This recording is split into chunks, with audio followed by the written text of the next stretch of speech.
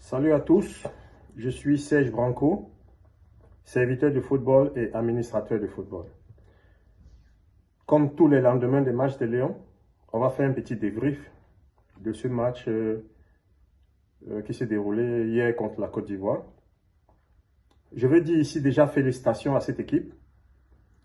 Félicitations au président de la FECAFOOT, au Dr Samuel Eto'o, d'avoir sonné la lettre, d'avoir créé tout ce contexte positif, ce renouveau, cette renaissance des Lions indomptables qu'on est en train de vivre. Félicitations au coach Pagou, même si hier au match contre la Côte d'Ivoire, il a commis, à mon avis, quelques petites erreurs que je vais relever tout à l'heure. Félicitations aux joueurs qui, de plus en plus, nous montrent que la performance contre le Gabon n'était pas un hasard et qui sont sur la bonne voie. Je voulais déjà rappeler à ceux qui veulent déjà être contents de ce qu'ils appellent contre-performance contre la Côte d'Ivoire, car j'ai certaines personnes qui me font comprendre que l'équipe n'a pas été à la hauteur, la Côte d'Ivoire nous a dominés, je ne sais pas si on a vu le même match. Moi, je pense qu'on a dominé la Côte d'Ivoire. Je pense qu'on a été supérieur à la Côte d'Ivoire. Je vais vous expliquer pourquoi. Je vous ai dit ici, personne n'a jamais dit que cette équipe-ci était la meilleure équipe du monde et que c'était l'équipe du Brésil. Même le Brésil actuellement n'arrive plus à dominer ses adversaires. Personne n'a jamais dit ici que nos joueurs actuels étaient les plus grands joueurs du monde et que c'est les meilleurs joueurs au monde. Personne n'a dit ici que le Cameroun va venir gagner cette Coupe d'Afrique et que le Cameroun est au-dessus de tout le monde. On vous a dit dès le début que cette équipe est en reconstruction, cette équipe a des jeunes joueurs, cette équipe est en train de bien vivre ensemble. On a l'impression qu'ils se battent. L'ADN des Lions indomptables est en train de renaître. Donc on est en train d'encourager ce qui se passe bien. Ils n'ont pas eu beaucoup de temps pour se préparer. Ils n'ont pas eu 3 semaines pour se préparer. Mais ce qu'on voit déjà là, c'est extraordinaire. Et c'est ça qu'il faut féliciter, c'est ça qu'il faut encourager. Il ne faut pas que les oiseaux de mauvaise augure, comme déjà a dit que j'ai un ami qui m'a appelé de Kassou Kameni, ancien footballeur, et cette équipe n'arrive pas à faire 4-5 passes. J'ai un DG d'une grande société publique au Cameroun qui m'a appelé pour me dire oui, vous avez trop vanté cette équipe, vous dites que c'est mieux que Mabrice, mais on ne voit pas encore. Je ne vais pas citer le nom de ce grand DG, mais je redis encore ici, cette équipe est bonne, ses joueurs sont bons. Voilà. Maintenant, concernant le match contre la Côte d'Ivoire, je trouve que le coach Pagou a un peu fauté. Bon, c'est vrai que c'est un coach qui n'a pas encore assez d'expérience à ce niveau, il faut aussi le reconnaître. C'est un coach tactiquement, on sent qu'il sait où il veut aller. Il a choisi ses joueurs, il a choisi son système tactique et il est en train de vouloir l'imposer. Mais moi, à mon avis, je pense que sur le match d'hier, il a fauté sur 2 plans. Sur 2 plans, sur l'équipe, les 11 entrants. Pour moi, déjà, on sait qu'on ne change pas l'équipe qui gagne.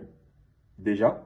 Donc, j'ai été surpris de voir que Eta Eyon a été laissé sur le banc et qu'on a fait confiance à Kofane. Kofane n'a pas été mauvais, hein.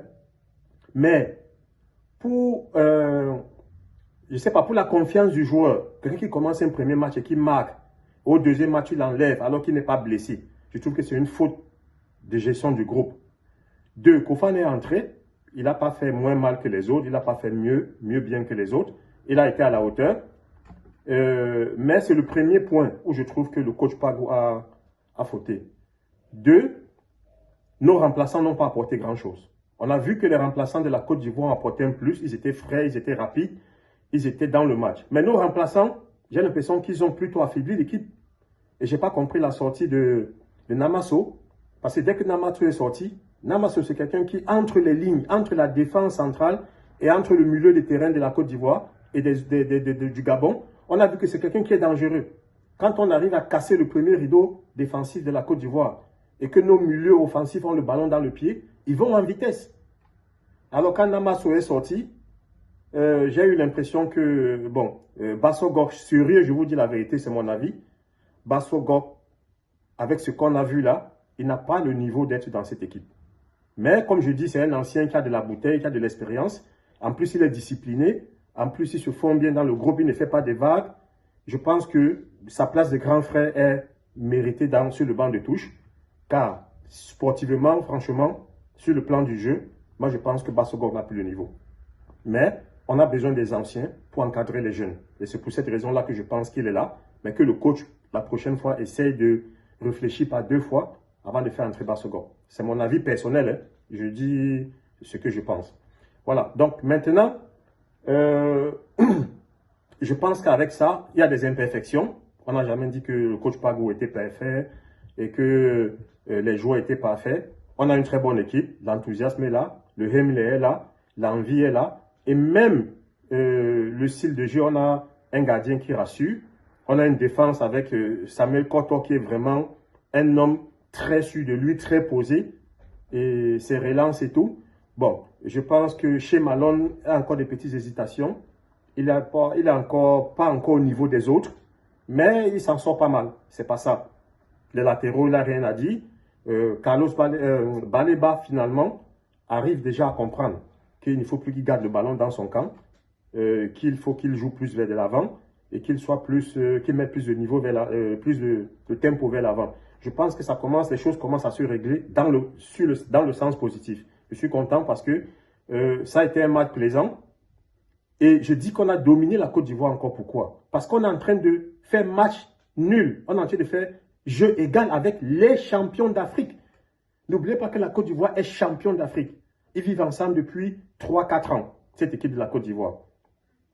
Et nous, notre équipe n'est même pas encore 3 semaines ensemble, même pas encore 2 semaines, 3 semaines pleines ensemble. Mais on arrive à tenir tête aux champions d'Afrique. Donc rendez-vous compte que j'espère qu'avec le résultat positif contre le Mozambique, car le Mozambique est en train d'être la révélation de ce tournoi. Parce que quand tu vois le Mozambique jouer, les gars sont jeunes, les gars sont techniques, les gars sont rapides. Et il faut qu'on fasse très attention. Moi, j'aurais aimé combattre la Côte d'Ivoire et qu'on puisse reposer les titulaires contre le Mozambique et qu'on mette des joueurs, nos remplaçants qui puissent avoir du temps de jeu. Parce que j'ai l'impression que sur le banc de touche, on n'a pas beaucoup de qualité. J'ai l'impression qu'en dehors des 11 entrants qu'on a vus là contre le Gabon et contre la Côte d'Ivoire, on n'a pas de joueurs au niveau des autres sur le banc de touche. Parce que depuis les 2 premiers matchs là, tous les joueurs qu'on a fait rentrer en dehors de Franck Magri qui est sorti un peu du lot contre la Côte d'Ivoire avec quelques actions dangereuses, j'ai l'impression que nos remplaçants ne sont pas encore au niveau. On aurait aimé avoir le 3e match pour faire confiance aux remplaçants pour qu'ils soient en jambes pour la suite. Mais la situation est ainsi faite. On doit absolument battre le Mozambique pour faire un match nul pour essayer de se qualifier. Donc moi, je suis satisfait. Je voudrais encore dire félicitations ici et à tous ceux qui travaillent dans l'ombre. Car il y a le président de l'Africafoot, le docteur Samuel Eto'o, qui fait un travail extraordinaire, qui a mis les gars dans les bonnes conditions, qui a essayé de leur donner du temps, qui a essayé de donner de l'espace, qui a essayé de donner la liberté au coach Pagou. Parce que là, on a l'impression que quand on voit le coach Pagou, on sent qu'il est libre, on sent qu'il travaille, il fait ses choix, il impose ses idées. Et il faut remercier le président de l'Africafoot de lui avoir laissé les mains libres, de choisir son effectif, de choisir ses joueurs